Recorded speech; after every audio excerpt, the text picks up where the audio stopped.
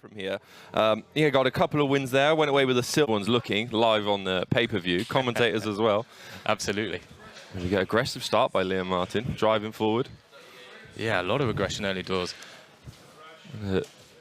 See Billy looking for that overhook on the left-hand side. That's what he wants. That's just a bit strange by Liam Martin, driving forwards with the pressure. It looked like he was desperate for a takedown or top position, and then pull guard, but using it to sweep, using that scissor sweep. He's going to want to drive forward and come up. Yeah, he's doing a good job of controlling the posture. I think they're all... Yeah, now they're back in the middle. You can see the match is going to re-establish itself a little bit. I think both competitors coming out pretty hot early doors. Yeah. Maybe calming down a bit. And that's something you will see. You'll see earlier on our prelim card, people come out with a frenetic pace. Oh, he's got the reap, but straight foot lock. I think this might be pretty the end. tight. That's pretty tight. People do, under this pressure, people do tend to eat straight foot locks. They do, they do. And they're like, my old coach used to say, you can take 1 or 2 pops, which I don't think is medical advice. Yeah, for anyone listening, that is not good advice. But he's put himself in a really good position here. He's got this single leg X position. So he's got his, a double outside Ashigarami, this is known as. Absolutely. So both feet on the outside. He's trying to cinch up his lock. He's got that rear naked choke grip on the foot. And gets the tap. Yes, Billy. Beautiful. Oh, a little bit of a struggle back to the feet, I think.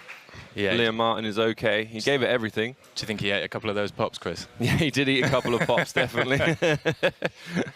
Well, that's that pressure, a little bit of adrenaline, makes you a bit tougher.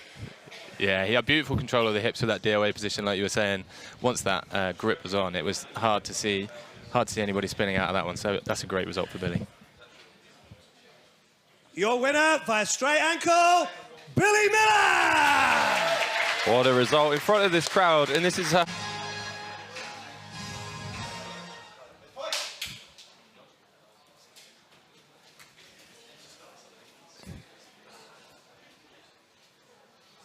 Immediately hanging heavy on the head.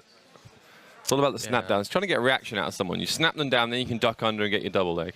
Luke's very good at getting the inside position in these hand fighting exchanges. Nice, he's got a front headlock position. See what he can get to work on here.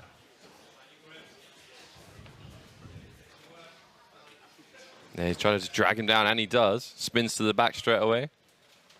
Conrad doing a good job of not letting the, not giving any space on the far side. I like that foot on the heel as well. That's beautiful. Good job to spin back around for Conrad box. Gets back to a full guard. Well, butterfly guard. So butterfly guard is when your shins are under their legs. Usually you try and use it to elevate. Yeah, it's a great sweeping position, right, Chris? Yeah, it's one of my favorite positions, especially in this new leg lock game, because you're sort of safer. Yeah, exactly. Hiding the legs underneath. Yeah. Once again, Luke Williams with the pressure. He's got this mount position, but he's got his foot caught. It's usually referred to in jiu-jitsu as quarter guard, where it just limits your ability to go for submissions from the mount. You can't just throw your leg over for an arm bar or something like that, or a triangle, because they've just got that foot trapped. And the question is, do you come off to the side and try and slide your foot out and go to side control, or try and sneak to the back, because then you've already got one hook. And I think he's looking for the back. Oh, steps through, looking for a body triangle from the back now. Yeah, and Conrad had limited options there, and Luke's done a fantastic job of getting the back exposure from it. Has he got an arm under neck there? He's got a nice body triangle working. Yeah, that body triangle is a nightmare to deal with, and it's so much better than having hooks. When you've got a body triangle, you don't have to worry. You've got the body triangle so tight, you don't need control of them moving up and down. So it means you don't need to keep one hand under their armpit in that seatbelt position. You can use both hands to start attacking the neck. Absolutely, and Conrad's doing what seems to be a good job of the hand fighting here, but he's in a really, really tricky spot now. Luke's got that tight body triangle. He's right on the edge of the mat. He's really limited to space. Get out though. Yeah, nice. He's coming up with that underhook. Should mean he gets on top and immediately steps to pass. Good shoulder pressure. What a comeback this would be for Conrad. Luke using the lockdown there to keep the distance, but yeah, Conrad's trying to use his right leg to peel the leg to work his left leg out that half guard. There we go. Yeah. Good sliding to mount. Oh, it's very high. Might better switch to a triangle. He's got, just loses it. Ends up in full guard. Ref's going to bring them back to the middle there. That's a really good recovery in the match from Conrad there. That back position with the locked-in body triangle looked very, very difficult to get out of, but he's done well to get back on top and get some attacking plays going. It's one of those things I've been watching and scouring YouTube and instructionals for good body triangle escapes for many years, and no one's got a good one. Like, everyone's got one. There's a few, but none of them have worked that effectively. It's just one of those positions. It's the king of the back positions, right? Yeah, nightmare. Trying to get a bite on the leg. At the moment, the knee line is not there. Oh, Yeah, but it's got a good chunk of heel, though. He's got a really good bite on the heel there, but he just needs to get the knee line up towards him a bit. Looks like Luke might have a grip on this straight ankle there if he can get the posture. Yeah, Luke doing well. Ends up in this double outside Ashigami position. He's losing the leg, wants to pull the heel. And once again, we're back in a 50-50 type position. Yep. But Conrad's got his foot trapped. It's such a weird position to be in. You sort of, when you have two guys closely matched, you sort of take it in turns to try and break each other's feet here. It's a weird game. Both defending quite well, but it does look like Luke's got a bit of a grip. Yeah, really nice grip. Now he's in on the heel. So now he's got to try and get that heel exposure on the inside. But this is, again, that dichotomy of the more Conrad attacks, the harder it is for Luke to focus on his own attack, turning into a bit of a defense for himself.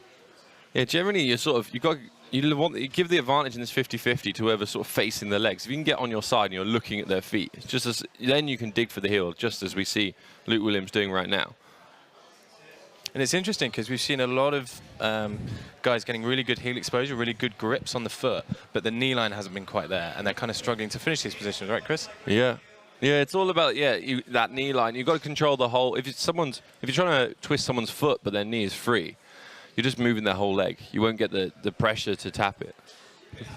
Been a bit obsessed with wrist locks recently. You have to control the elbow line. If you want to break someone's wrist. I think I can say with a relative degree of confidence that I don't think I've ever wrist locked anyone. What?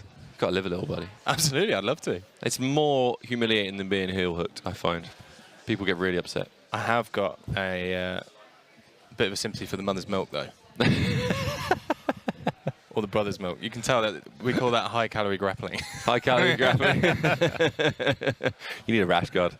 High-calorie grappling. Once again, when it's 50-50, Luke's slightly ahead. He's got slightly better grips. And like I said, he's trying to get on his side, where you're seeing Conrad just sat a bit more upright.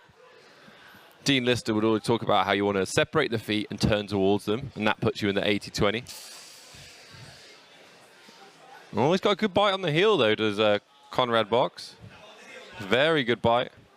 Both struggling for the knee line, but he does look like he's got it now. And this is the thing with this 50-50. They can kick to free it with the other leg. The leg is on the same side. So you sort of want to roll on top of their heel if you're trying to finish the heel hook from 50-50. So your body is blocking the second leg from coming in. Oh, good job coming back to the feet. Keeps the single. It's going to be coming up on it. Oh, dumps him to the floor. Okay, back to a closed guard. It'd be really interesting to see this play out here now. I feel like both of them have... Oh, just passed the butterfly so easily. It shouldn't be that easy. God, beautiful guard recovery from Conrad, though. Yeah. Conrad trying to wrestle up, getting himself... Oh, lovely. I thought on paper this would be a very, very close matchup, and that's exactly how it's played out. They're both very similar experienced competition-wise. Quite similar games as well. Interesting to see if he pulls rubber guard here. It's a lot of gaining popularity as a bit of a counter to the body lock. Yeah. We saw Mason Fowler using that against Nicky Rod on the weekend there. Conrad gets the pass, though. I find with using the body lock to stop the butterfly counter, as long as you keep your head in the right place to stop the leg coming over, whichever leg they're trying to pass over, just drive your head to that side. You can negate it normally. Just again playing butterfly. So with butterfly, the guy on the bottom, you don't really want to be flat. You want to be set up. Yeah. And you want to try and keep your head below theirs, so you can bring their weight on top of you onto your chest, and then you can start elevating their legs because their weight is no longer on their legs, it's on you. And that will start giving you sweeps, it gives you entries to leg locks. But Luke Williams can see that. And that's why he's keeping his weight back, keeping his head below Conrad's. And now he's trying to work through this half guard. And you really want to avoid in that butterfly position, getting your heels tucked up into your bum. Is that right? Yeah, well, the very end of the sweep, you want them there. It's just the setup point to that point. I love a bit of butterfly. You're tall. You must love butterfly. Yeah, absolutely. Yeah, it's the spot. Butterfly half. Now we've got 5 seconds left. I think we're going to be going into overtime. Now the ref's got a very difficult decision to make now. Yeah, who's being more aggressive? I guess probably Luke Williams. He's had the back with that body triangle. He's also finishing on top. Sort of counts for a lot. Now these overtime rules. Patrick, can you explain to our viewers at home what's going to happen right now? Because that's the end of the match, but it's not over. Absolutely. So we're going to overtime now. And this is one of my favourite ways of deciding really, really tight matches like this. So the referee is going to decide who he believed was going to be the more dominant in that match. He's obviously gone with Conrad there. He now gets the choice of 2 options, either starting on the arm, which is going into the spiderweb position, or starting on the back. Once the timer goes on, Conrad's got 2 minutes to either submit or Luke to escape. Yep. Oh, Luke is out fast. Straight away. So that makes it incredibly difficult for Conrad now. So Luke is going to have the same option again. So he gets either his back or his arm. It's very, very sensible now to go to the back. It's much easier to hold on to the back than it is in that spiderweb position. And all he's got to do is ride the clock out. I think it can't be more than 10 seconds, right?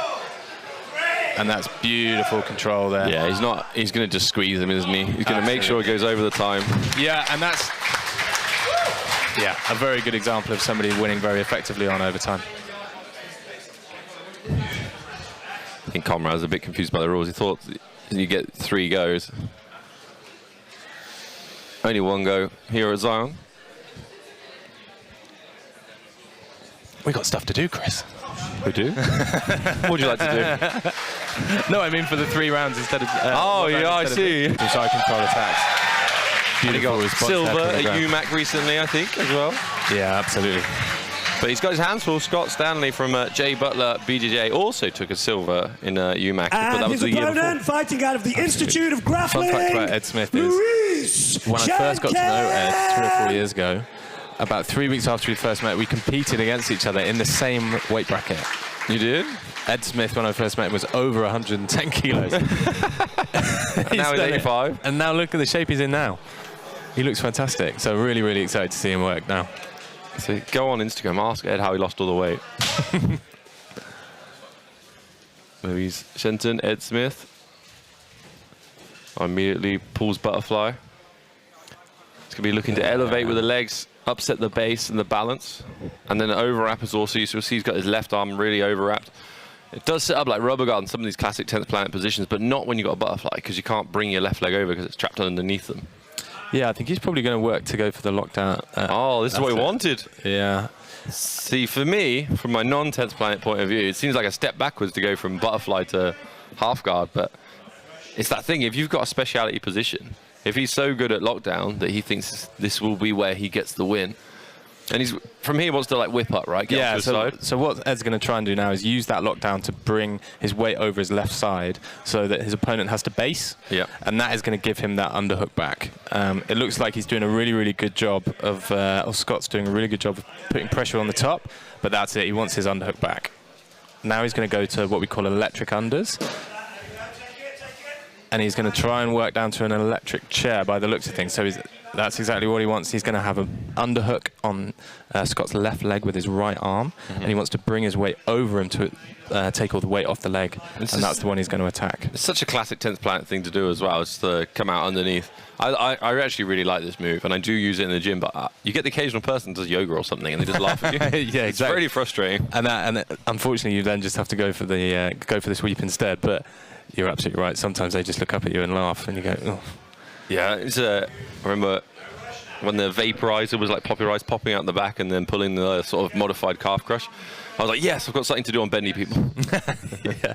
There's also a great leg lock transition from that, from a failed electric chair. If you don't come over for the sweep, there's a great leg lock transition in there as well. Jamie Scott at 10 Planet London head coach uses that a lot. He's got it. Here he goes. It. He's going to try and get the full stretch. Yeah, there you go. If you can get that bottom leg up through. Got a bite on the heel. Woo. I think Lewis thought about tapping and did. I mean, Patrick, you're a psychic. Incredible. I have the honour of training with him a lot. Yeah. Beautiful that. Went from the butterfly, sort of almost gave up half guard so he could work his lockdown game. Got the sweep to the electric chair, bailed on that, went to that leg entry that you were talking about. Very smooth. Yeah, and Scott was doing all the right stuff. He was pressuring in, he was putting a lot of pressure. We call it the pimp arm, which is the right arm on your opponent's hip when you're in that lockdown position trying to get some space. Scott was doing a really good job of fighting that pimp arm and creating pressure at the top, but Edwards managed to get underneath him, get the leg exposed, and then transition into that leg lock. Fantastic. Yeah, very, very good. We love to see it, Chris. We love to see it. We like a bit of 10th Planet here, don't we? Yeah, we're pretty partial to it.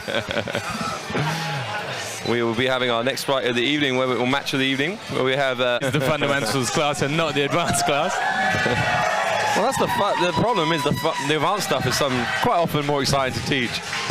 Oh, he's very fired up. I like a neck tattoo as well, something quite cool about it. Absolutely. He's one of the most flexible guys I've ever met as well, so he's absolutely perfect for the 10th Planet system. And his opponent, fighting out of the Institute of Grappling, Tom Hines! Yeah, Tom Hines probably not going to get a matter of reception here in Banbury. He's coming into enemy territory, but Jiu-Jitsu is interesting. You were talking about flexibility. We all have these assets, right? We all have these skills. We have our technical abilities, but we also have our power, our endurance, everything else. So you look at these two athletes, and you look at Tom Hines, you'd be like, it's probably a little bit more muscle to the two. He's got some big old arms on him. Yeah, absolutely. And you just can't see the flexibility of Michael Bubba. We might get to see it in just a minute. Yeah, so, absolutely. to some of that 10th Planet, some of those fundamentals. Yeah, Mikey choosing to sit guard early doors. Is rubber guard class as a fundamental in your school? I'd say yes. Certainly the early steps. There was nothing fundamental about that leg entry. That was very smooth. Beautiful leg entry. He's got to that 50-50 position, and we've seen a lot today. He's going to be trying to get to his side, separate the feet, and dig for a heel hook. One thing that is... or a straight foot lock. That looks pretty tight. Tap done. Yeah, very nice. Very nice. So quick by Michael Budd. 36 seconds to get the submission. Phenomenal performance. Wow, what a way to kick off our main card. Absolutely, absolutely. And we're really seeing the rise of the straight footlock, right? That's something that has really come back into prominence. I'm not going to try and pronounce the name, but I believe it's Mateusz Kwiatkowski. Well versed leg lock game with Laura. She's absolutely fantastic and unbelievably tough. Comes from a boxing background, has an outstanding boxing pedigree. I think has won a couple of really good titles and has now transitioned over to jiu-jitsu and is just so tough. No punches in this game, luckily. We'll see. Wow.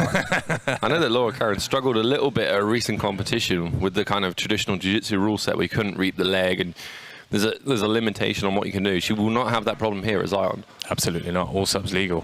Yeah. Should be able to start diving on some footlocks. She's got that butterfly position. Yeah, she's pulled that her left side overhook, making me think that she might be wanting to go into a rubber guard play. See how this plays out. This is good by Kaz as well. She's keeping her head below hers, stops any elevation. And fighting the head position is Laura. She's got a nice overwrap on the arm already. She might be use that for rubber guard or a sweep.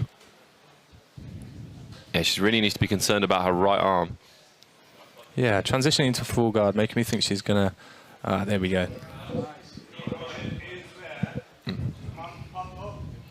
So she's got her opponent's left arm on the inside there, which is really, really good. So she's got options for either triangles or arm bars here. There's a crock here that she's grabbing onto with the left hand. So she's got the option. Here we go. We're going to see this crock arm bar. Yeah, lovely. That is perfect. Absolutely. That is perfect.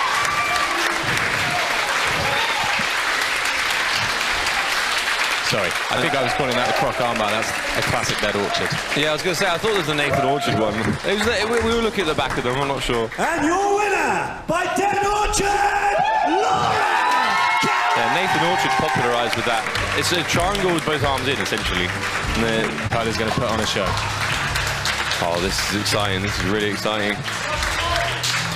I sort of have a feeling this is not going to go the full 8 minutes, but who knows? You can expect to see a lot of aggression out of Tyler. You're going to see a big pace, and he's got some unbelievable front headlock and arm lock attacks. some really good series.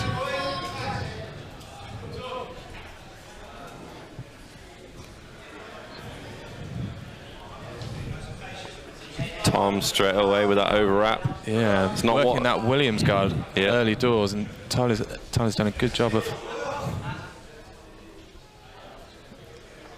looking for that inversion. Is it interesting? Tom was just drilling inversions, waiting for his opponent to work out, was warming up his back. Uses it so well, spins to the back position. Tyler needs to block those hooks. See, Tom looks incredibly well prepared for this match. Yeah, he's in great shape. Drags him to his feet, looking for the back. Got that body lock. Coming out, playing guard now. Yeah, nice, Tyler. Sorry, another bit of slightly biased commentary. Yeah, Tyler very active with that pass, securing it well. That's fantastic pass. Looking to establish a position. And what a moment for Tyler this is as well. He's taken this match on no notice in his hometown. Nice bite on the heel, really nice. Oh, just missed out on it. Getting feisty on the edge of the mat. Oh, this is good.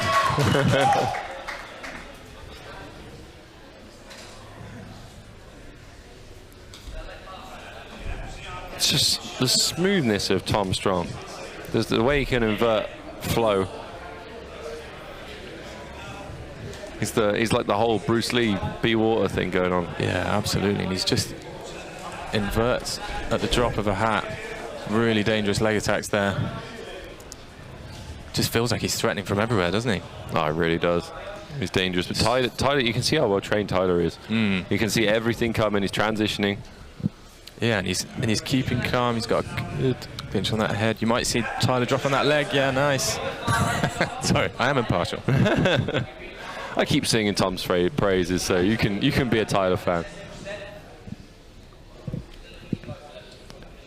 We know that Jay Butler, BJJ, Jay's a fantastic coach himself, and Tom teaching there, instructing. It's going to really help. Once again, Tyler gets a nice bite on the leg. Yeah, lovely series there. Good bites on the legs, great escapes.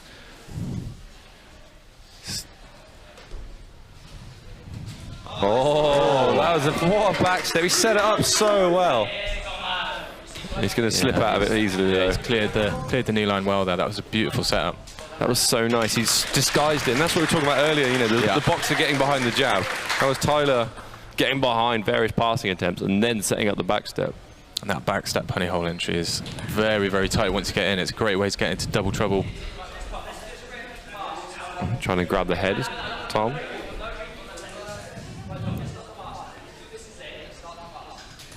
Yeah, I sort of had Tom as like a big favourite going into this, but Tyler is looking really sharp. Doing extremely well, isn't he? Particularly on 24 hours notice. Yeah. Tyler just stays in unbelievable shape. He's in the gym every day, works. He's the hardest worker in the room, as well as one of the most talented. So I'm really pleased to see him doing so well on the stage here. Oh, it shows. Definitely shows. Oh, Tom has got a nice bite on the back though. He's got that single leg locked, and if you lock one of your opponent's legs and then you control that diagonal shoulder too, he's got Tyler's left leg and his right arm. That diagonal control makes it very hard to escape. It's like the basis of a twister, really. Absolutely, yeah. He's in the twister fundamentals there. Oh, he's got a nice crank on the neck. Good squeeze. Yeah. Tyler's out. Tyler's left his arm behind. Well. Oh, passes. This is so good, Chris. This is incredible. Tyler is straight back onto it.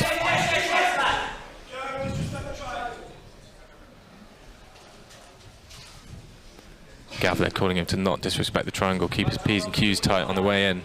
That's the thing. This is we were talking about Hoist Gracie earlier. He was on a podcast talking about not making mistakes and having good defense and waiting for your partner to essentially mess up. This is like so precise. If either man leaves his arm a little bit too late or the foot a little bit too deep, this could be over. The technical level in this match is just phenomenal, isn't it? Both guys. And such good mutual respect as well. They know each other's dangerous. What a nice little crank on the neck. Interesting control. The head push. one of those factors as well. The wall, we sort of, here at Zion, we let them play through a little bit against the wall, and a lot of people don't train that in the gym. A lot of gyms, you hit the wall, you just stop and reset. It's quite a useful skill to train. Yeah, and you feel like Tom needs a little bit of space here against the wall to... Yeah. Tyler sitting back for another leg. Jay Butler talking, wants Tom Strong to counter the leg locks, not just escape them. Yeah, I think the ref might do well to get us back in the middle there. Yeah, nice.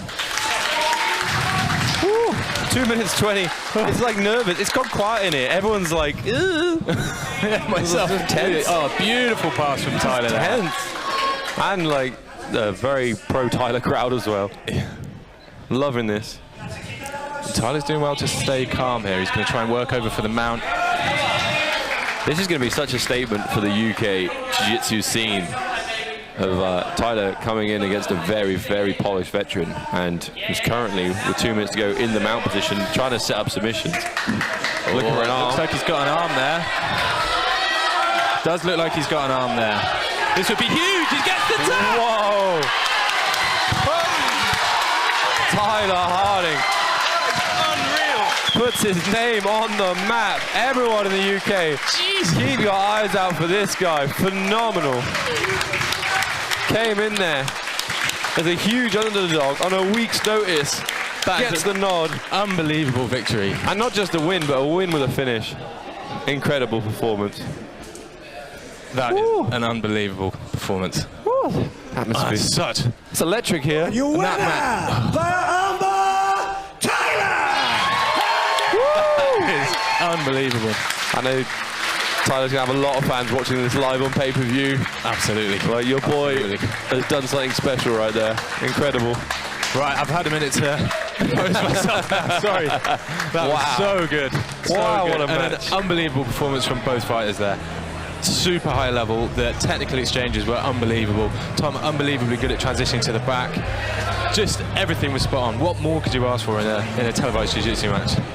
Oh, yeah. So what we're going to do now is we've got the final 3 matches on the main card. Let's talk through them. We've got some incredible matches. We've got Rosie Clark against Jade Barker coming up shortly. Then we'll have Kamil Ochoki versus Douglas Dutra, and then Jack Tyler versus Asim Hussein as our main event.